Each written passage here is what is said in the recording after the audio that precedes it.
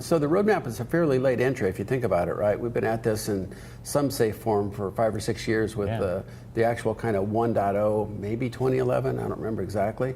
We've never opined on transformation or change management, and there's a number of reasons for it. Number one is we had other fish to fry, right? When we look at the framework and we said, go back a couple years and say, okay, it looks like kind of blocky flow. It looks like sprints and PIs, and that's good, but where's the flow through that? So the incorporation of real flow and Kanban was always on my mind. As we approach the 4.0 period, it's like, well, people want to scale. People want to build satellites, not just 2 agile teams or even 7 agile teams working together. They're building satellites, literally putting up satellites to get geospatial data. People are building MRI machines. So we had this kind of scaling issue, which was that we scaled up to the agile release train of the team of teams level, but there's a level above that, and that was the kind of the large solution level. So we've always looked at the framework and said, it's not there yet. There's not quite the stuff you need to really be successful at the right level of scale. So we had bigger fish to fry. Okay. Secondly is that while we had done many, many transformations, the patterns hadn't emerged. So we were doing them without kind of thinking about them in the abstract. Just like, okay, this guy's an impediment here, this is a Z, and he's being a problem. How do we deal with that? Or, how do we get the right executives together? So the patterns hadn't evolved. Third is I knew nothing about organizational change management. All right. So given that I had no theory of operation. So one of our SBCs, Joe Vallone, came in his training and talked about Cotter's work on OCM, and that triggered a thought, said, I don't know anything about that. So I read Cotter and Switch and 2 or 3 others in the field, and those are the 2 that really stick out. Switch is kind of the visceral view of personal change and how that can inhibit or support larger change issues. Cotter is a kind of pragmatic, kind of a dean-like, try this. So I read those, and then we reflected back specifically on Cotter, and we looked at the transformations. We said, he's right. All those things happen.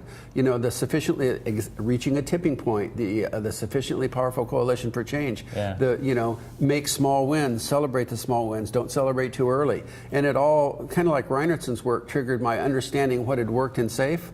Cotter triggered my understanding worked in OCM. And then also our partners were struggling with it. They would say, this is great, we like the framework, the company X is going to do a transformation, how do we help them? So those things came together.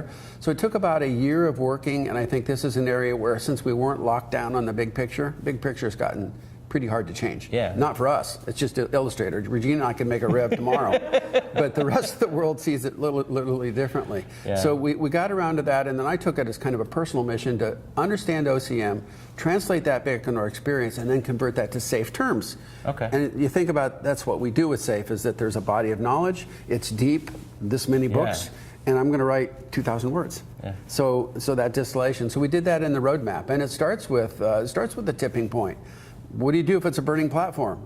It may be a burning platform, but guess what? It's easy to change. What do you if you do it's not a burning platform and people are resistant to change, but you need to move forward?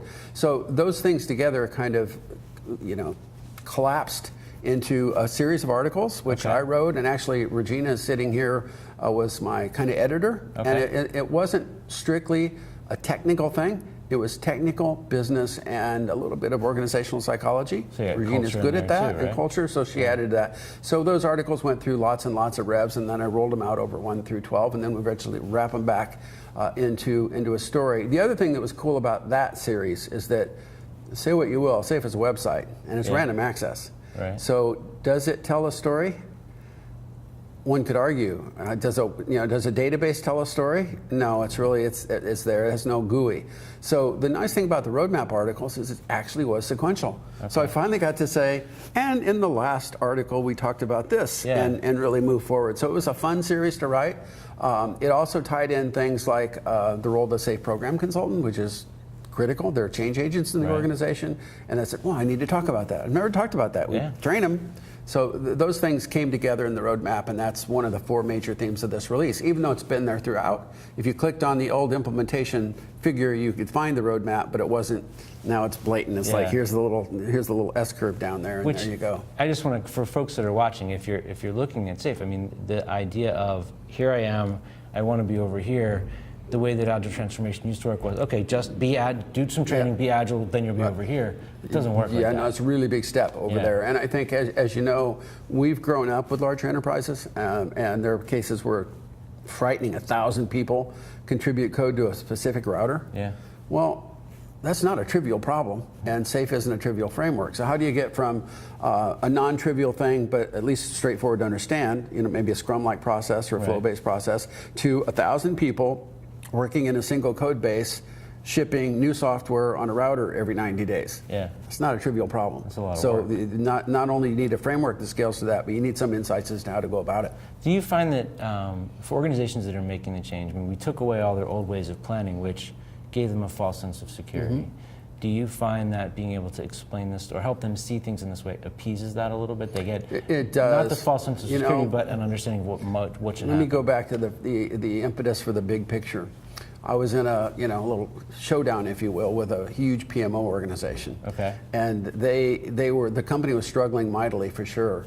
But can you blame the PMO? No, you can't really blame. We can. We can. I think we can. Okay. I guess maybe we can in this it's forum. Not their fault, but we can blame them anyway. Right. So in the middle of this process, it's like, how do I convince them this is the right thing to do? And do they care about Scrum?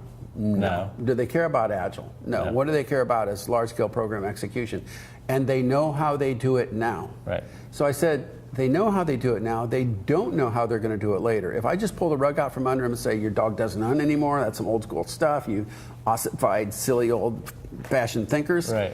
I'm going to be thrown out of the room. So I drew the picture, not on a napkin, so to speak. It evolved a little former than that, but kind of metaphorically. Yeah, really big napkin. And took that, and basically took that single slide in and met with groups of 20 or 30 in the PMO over the course of about a half a day, 45 minutes a slot. And the goal was to show them how it would work after. Okay. Right? So if you think about the big picture and the stuff that's there's a portfolio Kanban and workflows that way, and maybe you're building large solutions that goes into a set of capabilities. They needed to know how they needed to envision how they would work after. Yeah. So it was the after case. So the roadmap is the same thing. How do you get from here to after? Well, guess what? There's a series of steps and fairly logical, and they follow OCM practices, and they also follow, Agile stuff. Can you build a, Agile program out of non-Agile teams? No, I don't know how. Yeah. So you're still going to have to create real Agile teams. You're going to have to coach them to high performance. You're going to align them to a common mission, and you have to have all the basics to work. But when the basics work, you should be able to scale. Yeah. At the end, it's portfolio and sustain and improve, and wrapping back to, we've got people here now, I'm sure you see them, that have been on this journey, even a scaled journey, for a couple, 3 years. Yeah. They're not done because the problems haven't gotten any easier. Is there a done though? I mean, is there a point where you're like, okay, we're there? I don't know. Didn't they try to close the patent office in like 1898, or is that just some old, probably an old wives' tale? It seems like it's something you're going to have to keep evolving towards. Like to get we're at our everything in the picture fifth perfect. major revision. 1 was a major release, 2 was a major release, 2.5 was a big deal, 3 was a big deal, 4 was a big deal, 4.5. So we're at the 5th release. I like to tell people I'm looking forward to version 8. And somebody in class said, well, why don't you call the next one version 8? I said, that'd be cheating. Well, so let's talk about some of the other stuff, because you've got a lot of other things that are happening here. You've got Essential SAFe, which is, there's 4 different versions now, right? Configurations. Okay, configurations. It's just one version, multiple configurations. And Essential SAFe is sort of the basic. It's the starting point. Okay. It's also the assessment point. So we grew into Essential SAFe for 2 reasons. One is the picture got bigger. People started getting, eye strain. Well, and also probably drunk with possibility too. And it's like where to even start. And I talked to a number of people that you can sit down one-on-one with that you fundamentally respect. They're not, not critics or jerks or anything. And they're going, I just don't know my organization can do that. It's too much. Yeah. It's like, oh crap. So we've really fast forwarded to an after case, but they don't know how to get there. Yeah. And then the second, so that was a concern, a worry. Dang, it's just not quite feeling right. And then secondly, we got involved in some large implementations, including some that are really solid case studies. Okay. And they invite us back out after a year and a half or 2 years for kind of an assessment. And we would look at things. I remember looking at one in particular where the velocity just didn't seem right. Okay. I mean, it was an art and it seemed well formed and really bright people. Coached pretty well, and the velocity just wasn't, you could just feel it. It's like, it's just sticky. Stuff isn't moving. Yeah. So we started drilling into the spreadsheets. It's like, well, tell me about this team. That's a team of devs. Well, what do you mean? That's a seriously, you're laughing. These are serious people. That's a team of devs in this area. And then they have the QA team over here? Mm-hmm. Yeah. That's a team that tests their stuff. Yeah. Because, and by the way, this is iSkills to the max, and these are not stupid people. These are people that grew up with But that's the way they've always done exactly. it. Exactly. Yeah. So we said, that's not even an agile team. Yeah. And then it's like, with this velocity not really happening the way you think, these, and by the way, everything's a dependency at that point, right? Yeah. You can't really move anything. So I said, well, inspect and adapt has to sort that out. There's no way you could get Well, through. if you're inspecting and adapting. Well, we couldn't get buy-in for that ceremony. That's too much time and effort. Right. And by the way, you don't understand, Dean, we're a distributed team. So it's like the team isn't distributed agile, cross-functional. it doesn't work. They're not doing inspecting that. One more. Okay, so now when you get to the end of the PI, how's it going? Not that great. Seems like we have deferred risk and system integration just isn't going right. And I said, tell me about the system demo. That's too hard. We don't do that. Safe butt. And I'm not making this up. Safe butt. I'm not making this up. And by the way, their productivity is probably 50% higher than it's ever been. Yeah. But it's just not flowing, and you can tell. So I said, wow, these are some pretty clever people. They're taking it seriously. They're not, they're not just poo-pooing the whole thing. Right. And they're not. They're definitely not trying to just being safe. But it's not their goal. No, they're trying to be safe. But wait, that part. What's really an agile team look like? Yeah.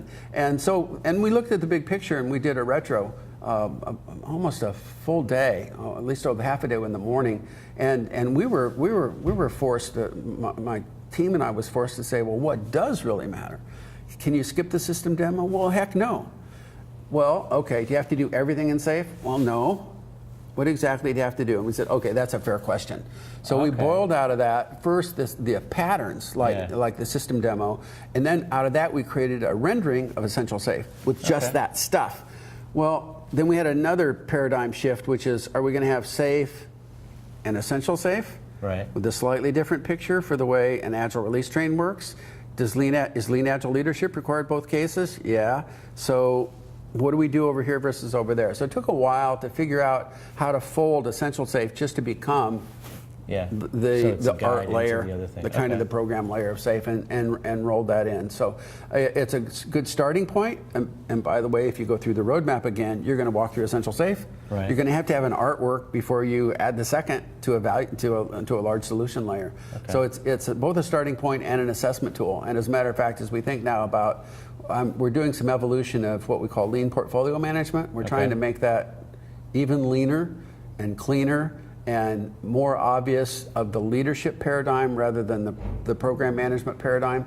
We're rolling that kind of thinking into there as well to say, hey, part of your guidance would be, are they doing essential practice as well?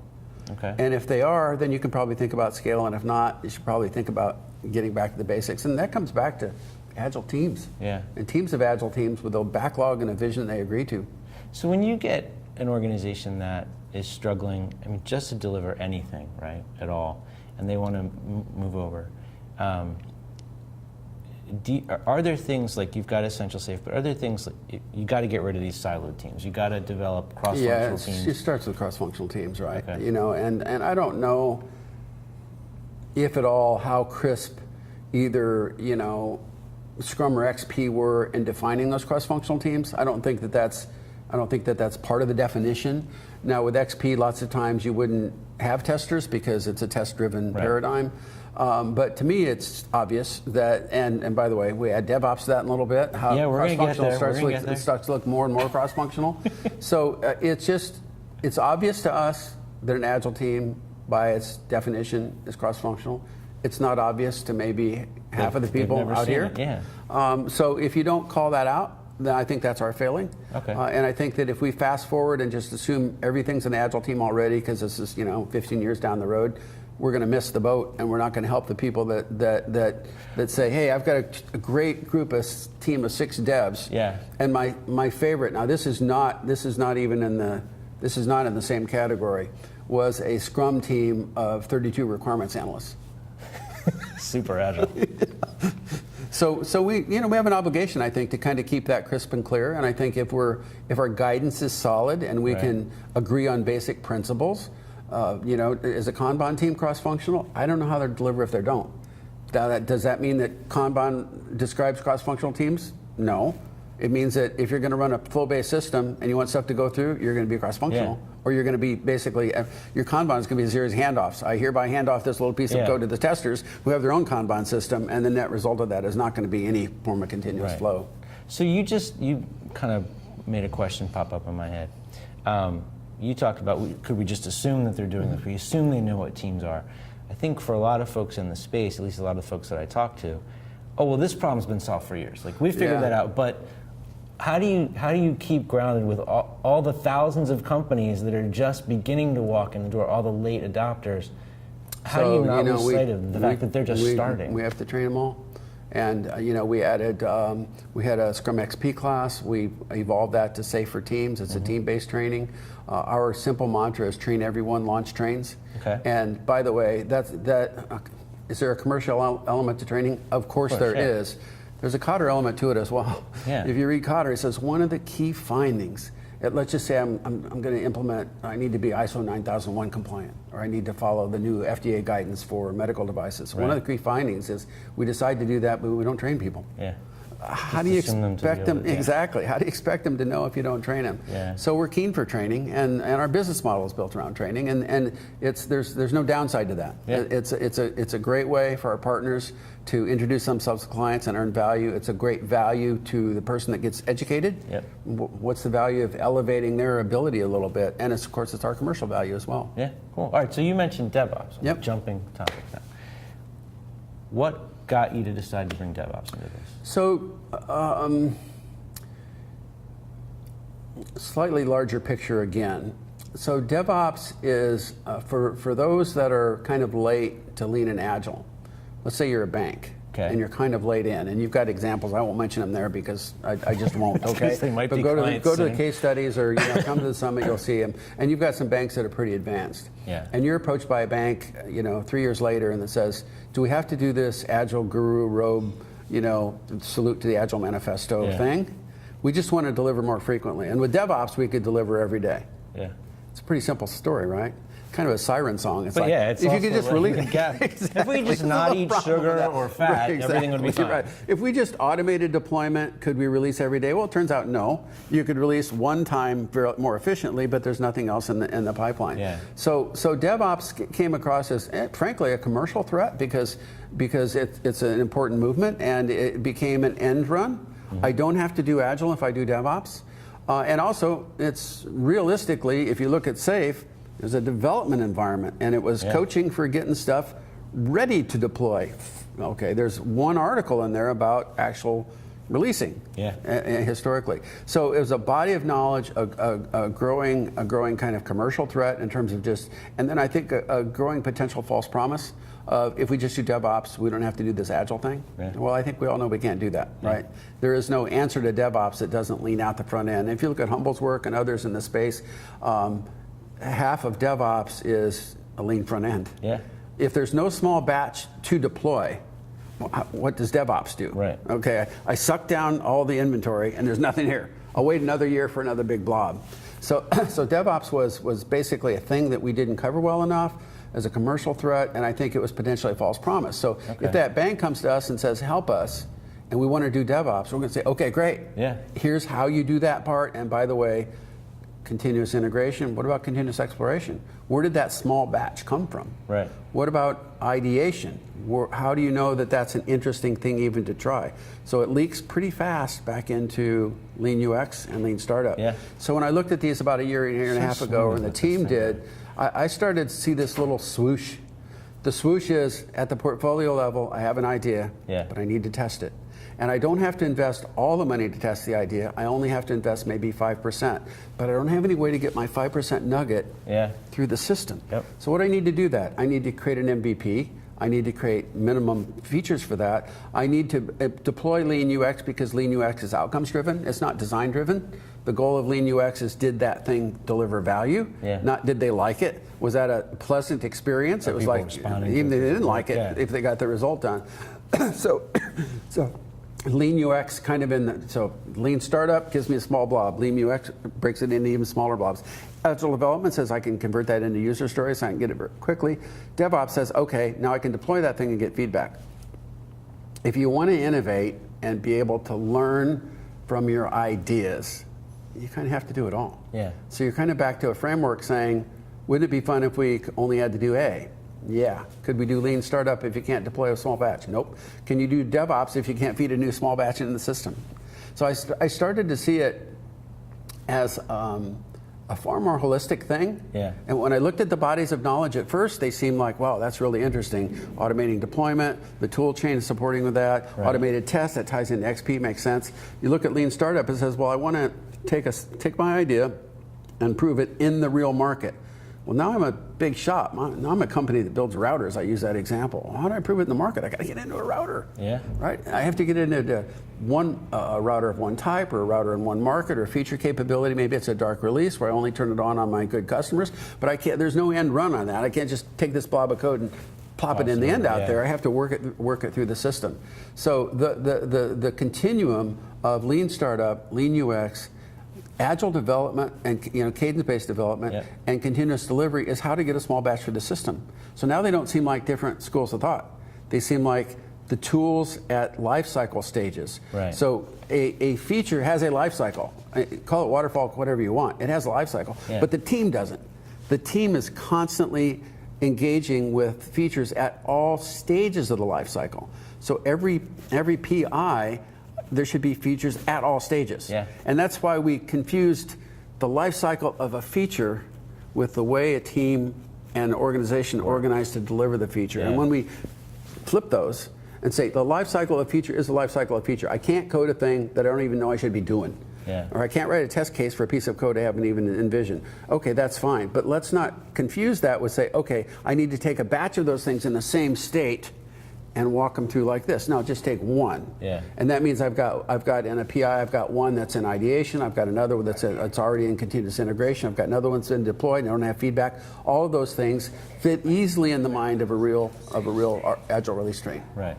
Okay. So one of the things I want to comment on this for folks that are watching that was kind of transformative for me in talking with you about how all this stuff works, and the idea of bringing lean startup and DevOps into this picture is a big piece of that.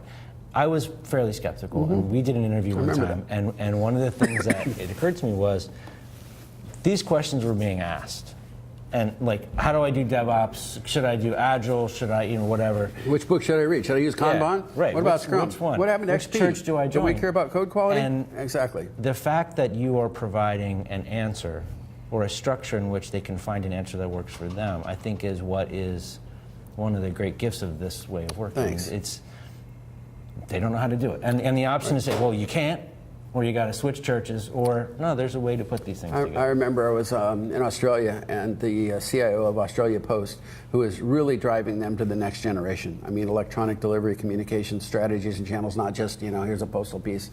He said, I'm a fairly deep thinker, and he said, I read a lot of these books, and he didn't know I was in the audience or whatever he said, but I employ, I don't remember, a significant number of people, wouldn't say if I did remember, and I can't expect them to read about XP and synthesize that, and read about Kanban, and oh, by the way, Lean. Oh, is that the goal, or is that Kanban? Is that the same as Lean? And there's 5 or 6 good texts on DevOps, not to mention Scrum. Yeah. There's more books on Scrum than there are Scrum people, I think. I think you get one each. I cannot expect them to read that and digest it, and figure out how to use it, and then come up with a common answer. And they said SAFe did that for me. So I use SAFe because it did that. And if there's something that's not working for me, I'll first pivot back to the principles. I'm putting a little bit of words in his mouth to make sure that the change I'm about to make makes sense. Absolutely. And then I'll take it from there. But why not start with the work that people have already done? Do you find that people in general have that understanding, or do they look at it like, this is how you have to do all these things, and get kind of dogmatic about it because there's so much complexity to it? So I would say that dogmatism is a funny thing. You might say it's dogmatic to say you have to do the system demo. So let's not be dogmatic about that. And then they don't do it. Yeah. And then you have other things in there that's dogmatic about you have to, I can't think of a good example right off. Well, I'll just pick 2-week sprints. Okay. We're pretty zany about that. Yeah. But people run 3-week sprints all the time. I take no offense. Okay, so if we're dogmatic about 2-week sprints and we hit these people on the nose, well, that's stupid. But not doing the system demo is even dumber. So there's a U-curve optimization between, is this good kind of rigorous guidance and you should really do it that way, or you need to think about it in your context? And nobody can answer that for anybody except themselves. We give them the starting point, we put our best words around it with Essential Safe. At least we boil it down to say, I don't have to have portfolio action, I don't have to have capabilities. There's lots of things I don't have to do. Be disciplined in the practice of this. Absolutely. And then inspect and adapt. Right, and then but inspect and adapt is part of Essential Safe. You have to do that. Yes. Okay. I'll be dogmatic about that. Yeah, do inspect and adapt. Okay. I think it's a really, there's a lot of stuff that people just bail on in Agile practices in general because they think, oh, we're different, we're special. Well, yeah, and that's why these things are there, because you're all different and special. And if you get these basics down, you can figure out what you need to change. I think it was Carol was talking to Ron Jeffries in a sidebar today, and he said, being Agile doesn't say a team just can do whatever they want. There's more discipline involved in agility than that. Now, do you think it takes more discipline to be good at Agile than it would be to follow a traditional waterfall practice? No, I think it is. I mean, if I think about kind of my tipping point 15 years ago, it was through XP. And people think of extreme programming, it sounds zany and it sounds wild. Man, that is one disciplined process. Yeah. XP, one of the key principles, you have coding standards. How many Agile teams and waterfall teams are going, I'll name the variables however I want. Exactly. Exactly. I'm going to run. I'm going to have all the code on my desktop for a couple months at a time. So XP is very disciplined. Yeah. So if you think about that as the basic root, the process of creating a single line of software that can take down a satellite or burn you up in an MRI machine should be fairly disciplined, right? So that discipline has to be there. So I would say is that executing Agile is more disciplined, more rigorous, and tougher. The only thing that isn't tougher is that the real tough part of the waterfall is you get crappy outcomes. Yeah. You suffer badly. The emotional pain. You suffer badly at the end. Yeah. And XP, let's just say continuous integration. You suffer a little bit every day. It's like I put my code in there and it broke the build. But you get a better result. Exactly. With the other side. Yep. So I appreciate you explaining that stuff.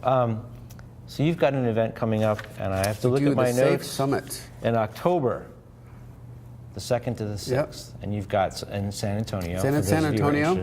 And you've got, it's yourself, Gene Kim. Yep, Gene's going to give a keynote. And Mel Robbins. Mel Robbins is going to give a keynote. She's going to. Gene Kim is going to talk about DevOps. Yeah. Mel Robbins is going to talk about personal change management and kind of the motivations to get people to change.